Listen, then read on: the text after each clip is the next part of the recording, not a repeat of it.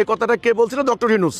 Doctor Yunus বলছিল ওনার কথার কি মূল্য আছে? উনি কি মুসলিম বিশ্বের নেতা? এই যে আন্দাজে কথা বললো যে আগামী বছর আপনারা রোহিঙ্গা মুসলমানরা আপনারা যাইয়া আপনাদের দেশে ঈদ করবেন, এগুলি বড় বড় কথা বলা যায়। আমি ওনার সম্মান ইজ্জত রেখে কথা বলতে চাই। ওনারা আন্তর্জাতিকভাবে পরিচিত খ্যাতিমান মানুষ, ওনারা বুঝেন না দুনিয়া কার হাতে এখন। এই যে 24 লক্ষ মুসলমানদেরকে তাড়াই দিল, জাতিসংঘ কোনো কথা বলে? জাতিসংঘের মহাসচিব আইসা কি বললো? আমি দেখতে আসছি $3 এদের সংসার চলে কিনা, এগুলা কোনো কথা? আর ডক্টর ইউনূস উনি বললেন আগামী বছর তারা ঈদ করবে। কোথায় গেল? উনি বলছেন বাংলাদেশে কোনো বেকার থাকবে না, জিরো আনএমপ্লয়মেন্ট। এটা কি হয়েছে? আরো বেকার বেশি হয়েছে। ওনার টাইমে দেশে মব হয়েছে, ওনার টাইমে দেশে অর্থ পাচার বেশি হয়েছে।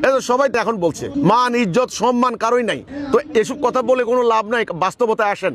এত বড় চীন কি মিয়ানমারের এই অন্যায়ের বিরুদ্ধে কোনো কথা বলছে? অথচ চীনের রাষ্ট্রদূত জামাত নেতাদেরকে নিয়ে বাংলাদেশে মিরপুরে ইফতার খাওয়ায়, আমগুর ইফতার মাহফিল, ইফতার খাওয়ায়, খাবার প্যাকেট দেয়। মানে আমরা মুসলমান, আমরা এত গরিব, এত ভিক্ষুক, এত মিসকিন হইছি, ঠিক আছে? চীনেরা আমাদেরকে খানা দেয়, জাতিসংঘ খানা দেয়, আমরা খালি পাখির ছানার মতো খালি কাকা করতেছি, খালি কাকের ছানার মতো খাবারের লাগিয়া। ডক্টর ইউনূস উনি যে বললেন যে মিয়ানমারের মুসলমানরা আগামী বছর ঈদ করবে, 2 বছর চলে গেছে উনি কথা বলার পরে। হবে না, এত সোজা না। মিয়ানমারের মুসলমানদেরকে তাদের বাড়ি ঘরে ফেরত যাইতে হইলে ওদেরকে আগে ঈমান আনতে হবে। ঈমান এই না, ওরা যুদ্ধ করতে হবে, তবে বাড়িঘর ফেরত পাবে, না হলে বাড়িঘর ফেরত পাবে না। ওদেরকে কেউ বাড়িঘরে সেটেলমেন্ট করে দেবে না, দেবে না। নরেন্দ্র মোদীও দেবে না, শি জিনপিংও দেবে না, আপনার ডোনাল্ড ট্রাম্প প্রশ্নই আসে না, আর মিস্টার পুতিন প্রশ্নই আসে না, আর ডক্টর ইউনূসের তো কোনো কথাই নাই। তো এসব কথাবার্তা বলে কোনো লাভ নাই, এগুলো অর্থহীন, মানে ভ্যালুলেস কথাবার্তা। আপনি জাতিকে ঐক্যবদ্ধ করতে পারবেন না, জাতিকে আসল ইসলামের প্রেরণা দিবেন না, ওরা বাড়ি ঘরে কেমনে যাবে? আপনি আফ্রিকা যান, লক্ষ লক্ষ মুসলমান বাড়ি ছাড়া। আপনি সিরিয়া যান, কোটি কোটি মুসলমান বাড়ি ছাড়া। আপনি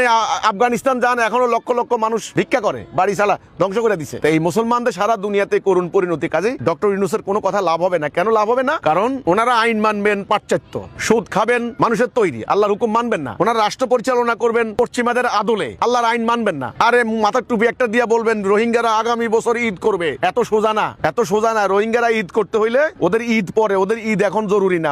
ওদের এখন জরুরি হচ্ছে রক্ত দিয়ে, জান দিয়ে, প্রাণ দিয়ে ওদের মাতৃভূমি রক্ষা করা। এরা ওদের self determination, right two self determination, freedom of self determination এটা বলা হয়। আত্মনিয়ন্ত্রণের অধিকার, আমার দেশে বসবাস করার, আমার জীবনধারা পছন্দ করার। কাজে রোহিঙ্গাদেরকে এই অনুপ্রেরণা দিতে হবে। কে দিবে?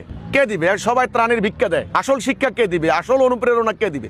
আমাদের কিছু ইসলামিক সংগঠন আছে, আলেম ওলামা, রোহিঙ্গাদেরকে পাইছে, ওদেরকে নামাজ পড়ায়, আলিফ বাতা শিখায়, ওদেরকে দেখাইয়া সৌদি আরব, কাতার, কুয়েত এখান থেকে দান সদকা আনে। এরা আবার এগুলো আবার মারি মারি খায়। তো কাজেই উদ্বাস্তু জনগোষ্ঠীকে নিয়ে তো ব্যবসা সবাই করে, পলিটিশিয়ানরা করে, ধর্মভিত্তিক দলগুলো করে। আসল শিক্ষা দিতে হবে। 1 নাম্বার, ওদেরকে আগে ঈমানে ঐক্যবদ্ধ করতে হবে। 2 নাম্বার, ওদেরকে জিহাদের প্রেরণা দিতে হবে। রাসূলুল্লাহর উম্মতকে মক্কা থেকে বের করে দিছিল মদিনায়, বের করে দেওয়ার পরে মদিনা যাইয়া রাসূলুল্লাহ কি কি কর্মপন্থা নিছেন, এটা রোহিঙ্গার মুসলমানদেরকে এটা বলতে পারলে এটা বলতে বলেন। এরপরে মাত্র কয়েক বছর পরে পুরো মক্কা বিজয় হয়ে গেছে। এটা ঠিক এই পলিসি যদি মুসলমান হয়ে থাকে। আর যদি ভিক্ষা করে তাহলে আর কিছু করার নাই, ভিক্ষুকদের উপরে আল্লাহ লানত পড়বে। মানে ওই ভিক্ষুক, আমি এই রাস্তাঘাটের আমাদের ভিক্ষুক বলছি না, যারা নিজের উদ্বাস্তু হইয়া সঠিক রাস্তা চেষ্টা না কইরা ভিক্ষা করে, এদের কথা বলছি আমি।